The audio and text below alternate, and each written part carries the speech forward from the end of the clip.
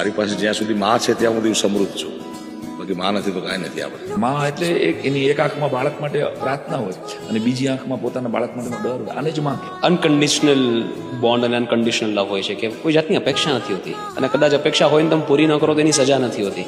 કારણ કે એકમાત્ર સંબંધ એવો છે માં કે જેને દુનિયામાં તમારી પાસેથી પ્રેમ સિવાય કાંઈ જોઈતું નથી, એ માં છે. I and my mom can understand each other without saying a word. એ જ્યારે સ્માઇલ કરે ને આમ મને ઈટ શબ્દ ભાવે કે માથા ઉપર હાથ મૂકે, that is my satisfaction. Even પ્રાણી જગતમાં બિલકુલ. એને એના બાળકો પાસેથી કોઈ એક્સપેક્ટેશન નથી. બાળકો મોટા થઈને જતા રહેવાના છે, પણ છતાં એની રક્ષા કરવા માટે પોતાનો જીવ આપી દેવા માટે એક માં જ રેડી થઈ શકે. એટલે એવો નિસ્વાર્થ પ્રેમી કુદરતે ખાલી મામા જ નાખ્યો છે, મને લાગે કે મારે ને મમ્મીને કોઈ દિવસ લાંબી ચર્ચા ના થાય, ન કરવી પડે. મારે ને પપ્પાને કલાકો બેસવાનું, પણ મમ્મી જોડે ઇટ ઇઝ જસ્ટ સમટાઈમ હું બેઠો છું અને બિટવીન થોટ્સ અને આમ ટક લઈને ચાઈ જશે, કારણ કે એને ખબર છે કે this is what I want. હા.